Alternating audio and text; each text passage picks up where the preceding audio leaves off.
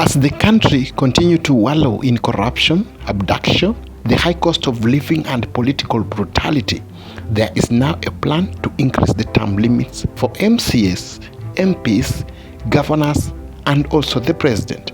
But these are the words from the genzs. Let's listen to them. And the term limits. Again, somebody wants to introduce at one term, it took 5 years, ingia 7 years. At one term ikuwe 7 years. Aya, sikiza hapa. Kama ulienda kwa kioo ukapata makende yako inatoshana hapa na hii mkono hii kubwa venye iko.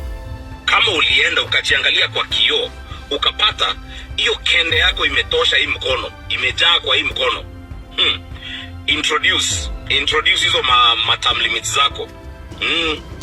Because you know it's been long. Hatujaonana siku mingi.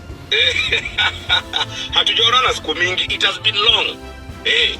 Kama ulienda maybe out na body akakwambia, hey, you have got big balls, your balls are so big, then sasa unafikiria sasa uliambiwa your balls are big, you will come out here and utupatie term limits, utuambie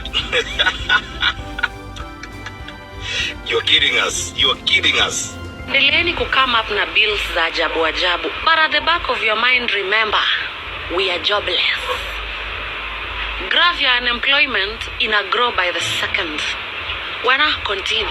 Senator Cherargei, unda ingine. So here are the details about that bill in the Senate Nyumleta Shida Sana that seeks to extend the term limits for elected leaders, the president, MPs, governors, and MCAs. First of all, of course, Niku, answer the big question, does the bill seek to extend the term limits for elected leaders? The Senate Leo Pale X wamesema the bill does not extend term limits, and that is a lie. Here's the other than the evidence contained in the copy of the bill, which has been widely circulated. Of course, hizo clauses za kuongeza term limits inaonekana hapo.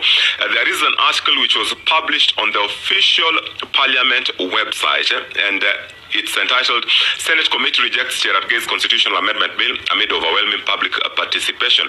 And in the fourth paragraph, it says, and I quote, the bill which proposed extending the term limits of the president, members of parliament, governors, and county assembly members also sought to introduce the position of the prime minister and modify the Senate's functions within the bicameral system. So the Senate is lying through their teeth. Evidence iko kwa kalatas. Pengine wafute, this article from their website. Yes, it sought to extend presidential term limits and introduce the position of prime minister. Here are more facts regarding the bill. These facts are important because they help to dispel misinformation. Now, the bill was introduced to the Senate in September last year, and in October, there was a public participation exercise, specifically on the 25th of October at KICC.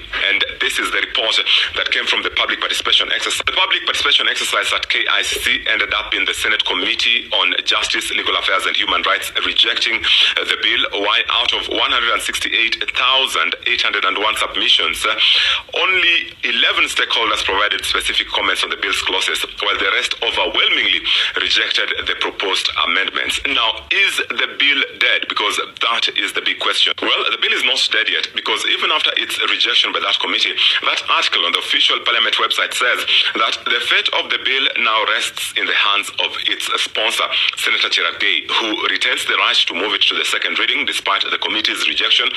And for the bill to advance, Senator Cherargei must first secure a seconder for the motion and then marshal sufficient support from his fellow senators.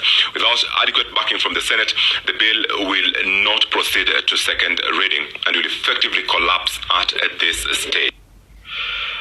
Good people, Parliament is too quiet, and they are too quiet because something is brewing, something is being cooked, something is being concocted, and as usual, it's something sinister, and it's something that unites them and benefits them, and not us, the people. Now, currently, there is a Constitution of Kenya Amendment Bill, which if you go to the parliamentary website that tracks bills, it's showing that this bill is active, and that bill itself is in the second reading, and it's been sponsored by none other than the Senator for Nandi, Cherargei, yule anafanana kama chura. So this thing, there are about like 4 to 5 areas that we need to scrutinize. And the first one being that to amend Article 101. Now this one is meant to increase the term limit of members of parliament from the current 5 years to 7 years. Get it? From 5 years to 7 years. Then there's Amendment Article 136. And this one is to increase the presidential term limit from the current 5 years to 7 years. Now we know a president can do 2 terms or 1 term. Now currently, 2 terms will compromise for 10 years. But with this bill, it means that a president will do 14 years. You get 14 years. Then there's Article 151. This one basically is to create the office of the Prime Minister. And this time the Prime Minister will be a direct appointee of the President. Then there's to amend Article 171. This one is to increase the term limit of MCS from the current 5 years to 7 years. Then there's what is it called? I think amend Article 180. This one is to increase the term limit of governors from the current 5 years to 7 years. You get it?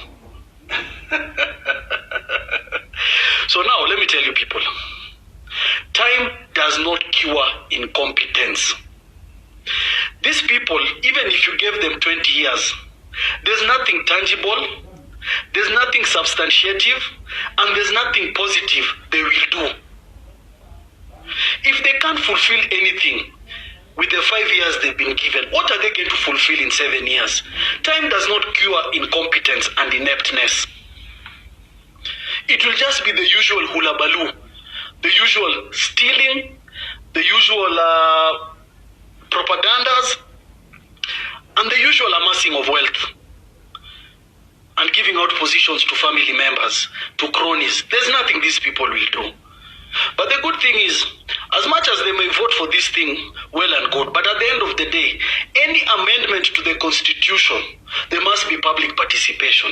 And public participation is through a national plebiscite.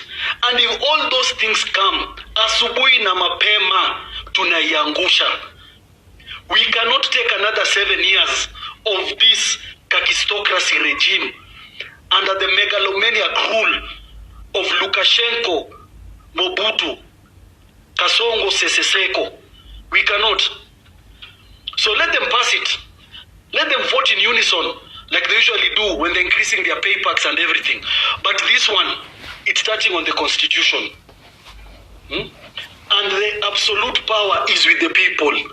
Tunangusha ikitu asubuhi na mapema. Somebody has been incompetent for 5 years and has the temerity to give themselves another 7 years. To do what? To continue sleeping on the job. Hii tunakataa. And people, be vigilant. Be awake. This is what is ongoing in parliament. This is what is ongoing. The Constitution of Kenya Amendment Bill. From 5 years, they want to give themselves 7 years.